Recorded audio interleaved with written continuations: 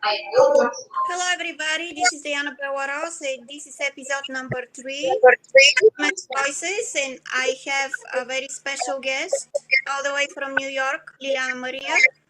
She's going to talk about the difficulty of finding house and job for women Arctic experience. So, welcome, Liliana Maria. Please tell us a little bit about yourself. Hi everybody. So my name is, as she said, Liliana, but I go by Lily. It's so much easier. And I am the founder and executive director of a grassroots company called Going Deeper, Making Beauty from Their Ashes. And the mission of that is to help women who have been trauma impacted by domestic violence, the foster care system, or incarceration find viable employment. We also provide cosmetics for them through various different sources so that when they're going out on these job interviews, they feel more confident and more beautiful. Because when a woman has been trauma impacted, she goes through this feeling of not feeling worthy and not feeling accepted. And we just feel that, God does make beauty from your ashes. And I myself have experienced trauma and have experienced the difficulty of rebuilding my life from nothing. And sometimes it is really demoralizing when these women are trying to find employment and what they put them through, especially women out of incarceration. They've already done their time. I just had my spiritual daughter go through that where she just applied for a job and she's been home for a while and doing great. She's like a prime example that you really can turn your life around and you can build and become successful and become empowered. And yet they just put her through so much stuff. She had to get a disposition, all kinds of paperwork, back and forth, and it causes more trauma. So I think those laws need to change. We talk a lot about second chance, we talk about ban the box, but in reality, nobody follows that, especially here in New York. I don't know about California or other places, but it's challenging here. And this is my son, and he's just watched me rebuild my life. So he said he wanted to come on and just say a few things at some point. Yeah, it's very difficult to find a job after you've been in jail and people judge you and people think that you're not serious enough about your job, and it's a really difficult path. But of course, we need to work on laws. We need to work on ways for these women to be able to find their way into the society again. People make mistakes, things happen in life, and it's the same thing with women victims of domestic violence and abuse. It's really difficult. So tell us exactly what are you doing, what steps are you taking. You also mentioned that you work with children who have been in abusive and domestic violence environment. Just tell us about your organization. From what I found out, you have a team of women you're working with. So just explain to us what exactly are you doing. So we basically go into the prison system, the DOC, the DOJ.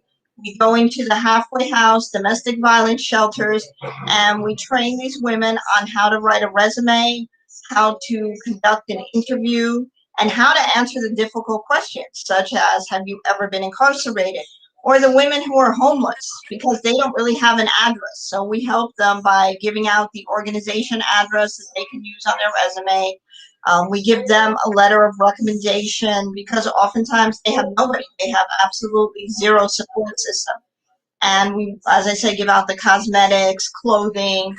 And I started this because, as I said, I had been through trauma myself and rebuilding my life as a single mom with a son. He's now 19, but I've been single since he was a baby. And so it was, very, very hard. And I knew that other women were going through these challenges. And I had a conversation with a wonderful lady. Her name is Mary Kay Holmes, and she's the author of a book called Outlive the Labels. And she just inspired me. She told me one day, she said, maybe there's no job that you can find that really fits what you're looking for, but go out there and do your own thing. And I gathered together three other women who had been trauma impacted, and here we are on this crusade and mission.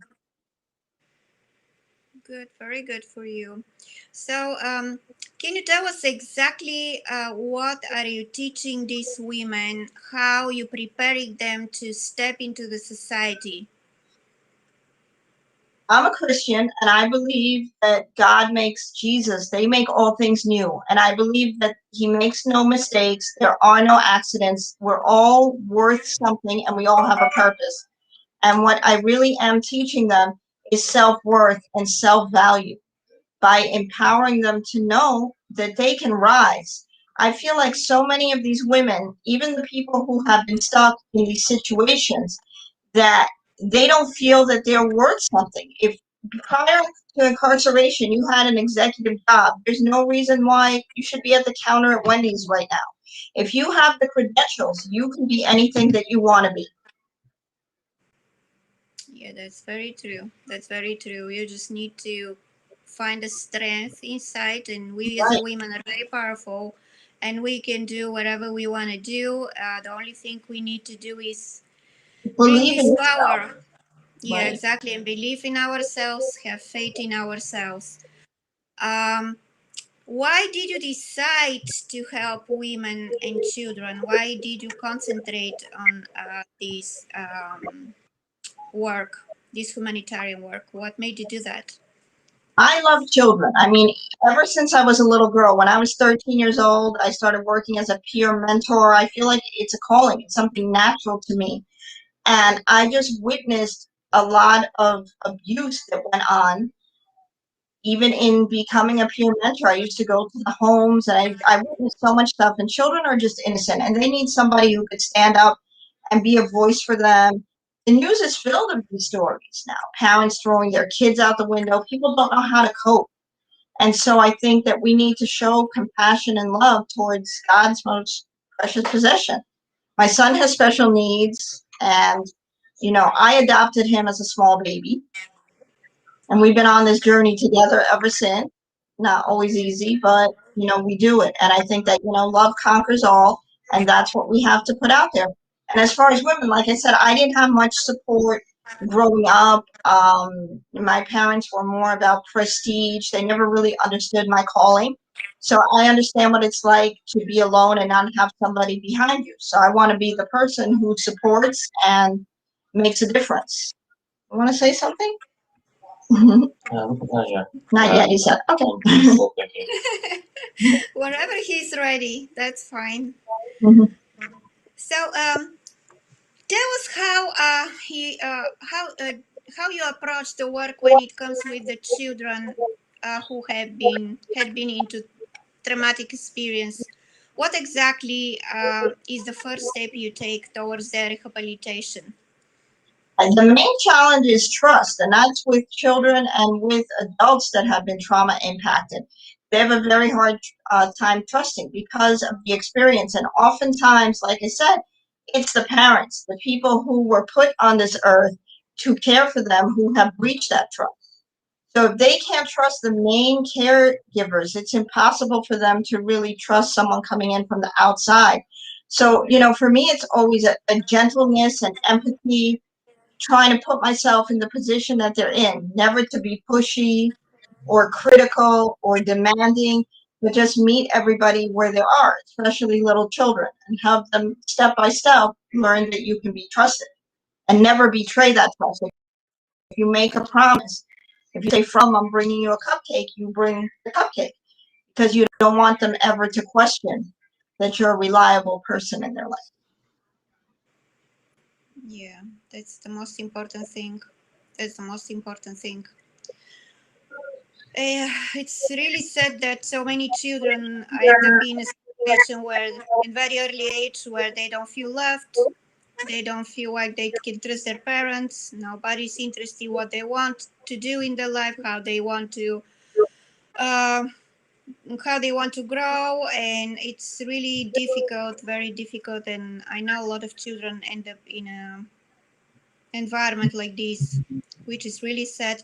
So, how do you send a message? How do you get these people to find you and work with you? what exactly is the organization you're working for? Or you have your organization, or you're working um, with the foster parents? How you do that? It's through networking and a lot of other organizations. I have a consultant. Her name is Tijuana Brown, and she's with an organization called Beauty After the Bars, and she helps incarcerated women. And through her network, she's an amazing lady. If you ever get a chance to look into that organization, she's doing so much powerful things for women and really empowering them to grow. So through organizations like that, we all network together and it's word of mouth. And I'm trying to get out there more, which is why I was so glad to hear that you were doing this program because it really is spread that way and we can all help each other. A lot of times I feel that agencies have a lot of competition. They feel like they're competing for the same grants and they're competing for the same clients. But if we all join forces, we could just reach so many more people if we did it in unity. Yeah, that's very true. That's very true. We as a women have to come together and do our best to make sure that no woman is left behind and every woman is given the tools she needs to find her way back into the society. So, you said that you work also with women victim of domestic violence and abuse, right? Can you tell us what is the first thing women wish to know about themselves? How they, what is the thing that is the most important thing when they come to you, when they approach you and try to ask for help? Again, I think it's about worth and value because when you've been in that situation, you're completely stripped of all your worth. You've heard words, negative words over your life. You've been called all kinds of names, and you don't have that confidence. You're almost like in a shell. You're unable to come out into society and to be the best that you can be in a career or anything because in your mind, those words are always replaying. You're worthless. You're ugly. You can't, you can't, you can't. And for me, I think that the main thing that I instill in them is yes, you can. The creator does not make mistakes, and he created you to be a valuable asset to society. You are not those words that have been spoken to you. And I think that's the most important thing is for them to know their worth and value. I like sending affirmations. Like I'll text them in the morning and just something like, good morning, you're beautiful. Good morning, you're powerful. You can do this. And that's important. It's what's spoken to us. Yeah, that's what happened to women usually. Victims of domestic violence and abuse. Do you have a lot of women in New York who are on the street just because of domestic violence and abuse? So many. We're also working with an organization called Rise of Broken Women, and Charlie Newman is the founder, and she's working on helping those women also to become stabilized because it's really it's a problem in New York, very much so. And I think COVID made it worse because everybody was locked in together, and so there was so much tension with finances and everyone being in close quarters that this situation just escalated with COVID-19. Violence became another pandemic. Yeah, absolutely. Absolutely. So, do you mind if you give us some background? What happened to you? Can you give us just a little bit of information about your path so we be able to get to know you better? Definitely. And I think that's where my son will probably step in because I think he faced the consequences. But as I said, I grew up in a household that was, we had a lot of money, but there wasn't a lot of positive affirmation. Everything was, you're not good enough. You can be better. You should be like. And so I grew up trying to strive and do big things to impress them. And I ended up on Craigslist. Bad idea. Bad idea. Looking for some investors to build a big company. And the investors turned out to be fraudulent. And we lost our family home. My parents had this home in downtown Manhattan, and they took that. And I also ended up incarcerated in the feds for 4 years for a conspiracy. And that's where I guess he would like to speak, if I'm not, because that's where he suffered the most. Mhm. So, Absolutely. Tell us your story, please. okay, so um, for comp- for personal preference, I prefer to use my alias name instead of my real name if I'm allowed. So I go by the name Raven after my favorite animal. Animal. Basically, ever since when was it? 2010, 11. 2011. Ever since 2011, I've suffered with severe anxiety almost to the point of hyperventilating. I've also faced suicidal depression in junior high school, and to this day, I still have nightmares about the whole experience, which is definitely one hell of experience. I can't handle being touched unless it's by somebody I trust, and I can't be in crowds where um violent crowds happening. I also can't even because we used to stay in a house that belonged to my mother's childhood friend, and ever since that day, and the woman she drunk virtually like honestly I don't even know how she was able to stay awake during the day. Today she was constantly drunk and extremely abusive towards me and her family, and like her older son used to physically and verbally assault me, and like to this day I have an insensitive fear of being around alcohol unless it's cocaine or wine, and like I still suffer from anxiety and depression to this very day. And when we lost a family home, that's how we ended up staying with them until, we were able to get on our feet and start over. Yeah, we were there for like what was it, year and a half? Yeah. A year and a half, basically. Well, I know it's really it's really bad environment when there is alcohol around and people who verbally abuse you, and it's absolutely devastating. Some people feel that verbal abuse is more damaging than the physical abuse, which is something I definitely support. I'm sorry Me this too. happened to you. Yeah. So that's what led you to helping children and working with incarcerated women. I don't know a lot about this topic with incarcerated women. What kind of a women are those? Are they women who committed some kind of a crime, or women who got like in jail just because something happened and they were blamed for it? Honestly, it's a combination, but a lot of times people don't know. And I was very judgmental before it happened to me. I'm going to be honest. I would see it on the news and I would just think these are terrible people and they deserve what they're getting. And then when I went inside, I met some of the most beautiful women, people I prayed with, people who sustained me during that time. And a lot of them are just women who followed a man and he told them to do something or carry a package or do some kind of bookkeeping for him. And they got wrapped up. And it's so easy because for me, I fell for what my business partners told me. They said, we have $7 million. If you put up your house and you borrow this amount of money, you can build this and that.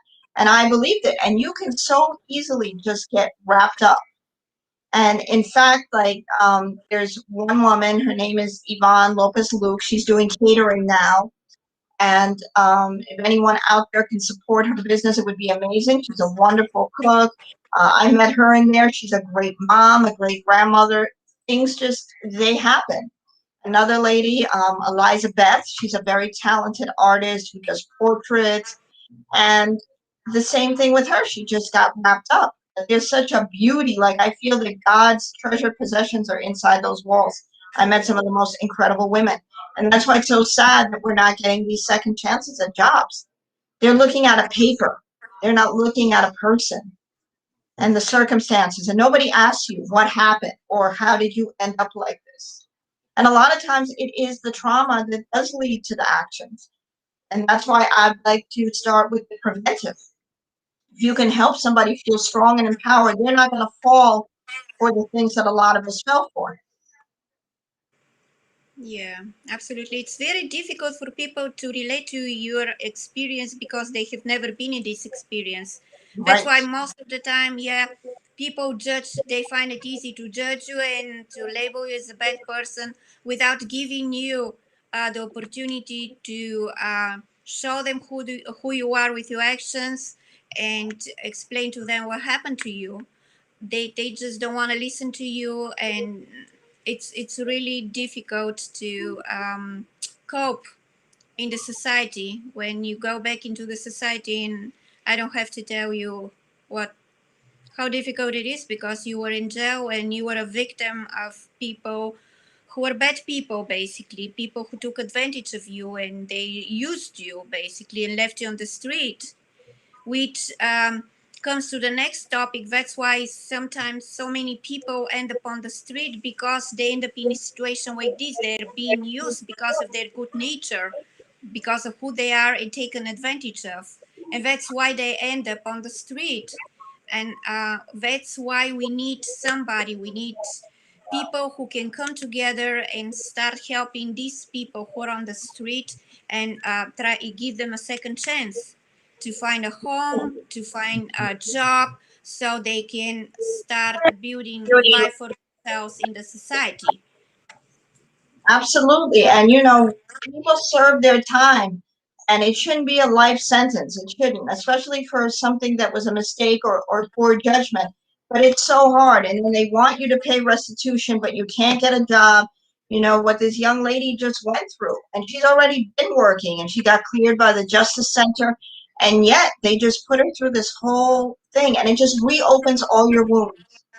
And there has to be something. There has to be somebody out there that's compassionate, that will give these women a chance somewhere in this world to just start over. They shouldn't have to do, these little jobs and not make ends meet and be able to provide for their family. They have the degree and they have the credential. They paid for what they did. They took accountability, and it's time to move forward. And I would love to help them do that. That's my goal. Yeah, that's very true.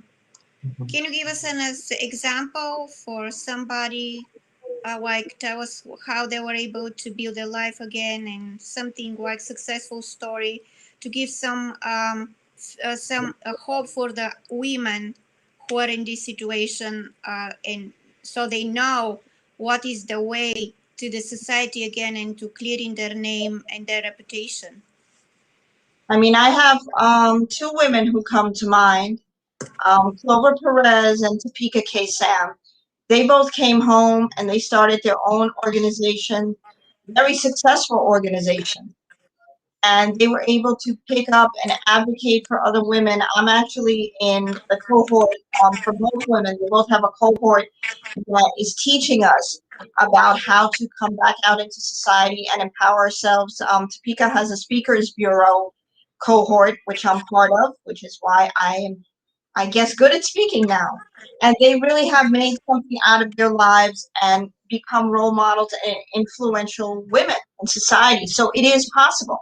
And when I watch them and I see the strides that they have made, and even Tijuana Brown, that I mentioned earlier, who's the founder of Beauty After the Bars, they're doing incredible things, incredible things. And that's why you can't stop. You just have to keep going and know that there is beauty after the bars. And there's hope. Hope is the biggest thing. You have to have hope. Yeah, It's and not faith in over. yourself. It's not over. I'm struggling a lot. I have a daytime job, and then I do this. And it's a constant struggle to meet my restitution, to pay my bills, to pay my rent. But I know that from watching these women that there really is hope. And so I'm trying to go back and grab the other ones who don't believe so much and say, come on, we got this. We're an army. You have a support just behind you, and I know your son is going to be for you. Things happen in life. You just have to put yourself together, believe in yourself, and start doing the things that are necessary to build life for yourself, because anything is possible. You just have to do the work, take action into the right direction, and stay strong. Every time you go over an obstacle, I don't have to tell you, becoming stronger and stronger. And I'm by myself, and I know very well how it works. You just never have to give up on yourself. You just have to keep going and going and going. And eventually you're going to get somewhere. at the same time helping people, making difference. It's really, really important to give you the strength necessary so you can have the life for yourself. And anyone who's watching, I just want to say to give these ladies a chance, because you're missing out on some beautiful people, some dedicated employees. They're going to work even harder than anybody else because they know what it's like to struggle and to want to be able to succeed. So they're going to do a good job for you. And I'm grateful to the people who have given me opportunity along the way and who haven't judged, and just give them a chance. The women that I mentored, Yvonne with her catering, Elizabeth with her art, um, give them the opportunity and you'll see that they won't let you down. They won't. They are good people.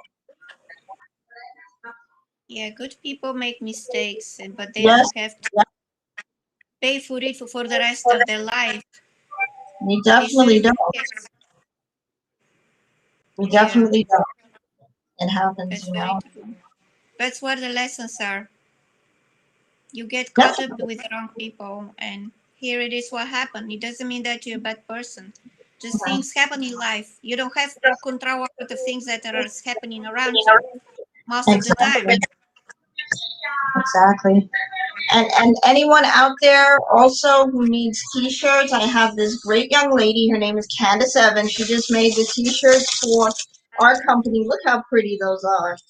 See? Yeah, Where beauty meets second chances. And all these women need an opportunity. They need to thrive. And I just want to see everybody succeed. That's my ultimate goal. Everybody to succeed and be the best they can be and leave the past behind. We are yeah. not that sentence. We are human beings who got caught up. And a lot of times because of our own trauma and insecurities. And we need love like everybody else. Love and support like everybody else. That's very true. That's very true. You just send me a link so I'll be able to post it under the video so everybody can get a t-shirt and help you and raise some money for the great work you're doing and helping others. Can you share with us places where people can find you, talk to you, meet places if they want to get. Yes, the website is beautyfortheirashes.org, and that's a good way to get in touch. There's a contact form, and you can also find the resources that we offer, medics that you can purchase that will go to the women once you make a purchase. And then my number, I put it out there, is 646-698-1656. If you want to get in touch with the ladies that I mentioned, either Yvonne, Elizabeth, or Candace, you can come through me and I will put you in touch with their services. So, if somebody who is willing to give a chance to and hire them to work for them, is there the way for them to contact you? Is it the website or the There's a phone website, number? there's a contact form, and there's an email address. And if they would like to give them the opportunity, then I can put them in touch with each other. And that would be great because, like I said, they will not be disappointed. Great. For everybody who is watching, please give another chance to these women. We all make mistakes, we are not perfect, and everybody deserves a chance in this life. And again, good people are getting into bad situations without even realizing it, and they're taking advantage of, but it doesn't mean again they need to pay for it for the rest of their life. So get in touch with Liliana Maria or me. Let me know if you want to do something, if you want to donate, or if you want to hire any of the ladies and give them opportunity to show how amazing they are and how much they have come, how much they were able to improve and use their gifts and purpose so they can build life for themselves. So, Liliana Maria, thank you so much for being Thank on this you. interview with me. Is there anything you would like to share with everybody who's going to watch this interview, this Voices of Women TV live on YouTube and everywhere? Please subscribe, comment, let us know what you think about it. We as women have to come together. We have to stop judging each other, comparing each other, because women love to do that. and start supporting each other. This is something that women need to start working on, because we are all unique, we are all different, we have our gifts, we have our mistakes we make, we have our path in life, and we are completely different, unique individuals with so many things to offer in the world. And when we come together as one, we'll be able to help each other, support each other, and we are able to do this on a global level. So, because comparing, envy, jealousy, and all these things are Right. not necessary, because we are all unique. There is no anybody who is the same as us and have the gifts and purpose we have in this world. So let's stop doing that and let's help each other, and let's make this world better place, because we as a women can accomplish a lot. We are one of the most important citizens in the world, and we need Absolutely. to, yeah, and we need to do something about it. It's absolutely pivotal. So thank you so much for everybody who was with us. The link to the a beautiful t-shirt Liliana Maria just showed is going to be under the video on Facebook. You can find me on Facebook. You can find me on YouTube, Diana Bellaros. Comment, let us know, get in touch. It's me or Liliana. Let's come together. Let's help each other. Let's do our Absolutely. part. There is no place for comparisons. There is no place for any negativity. Let's become positive and make a difference in everybody's life. Yes. Thank you. This was great. Thank you Thank you so so much. much. Thank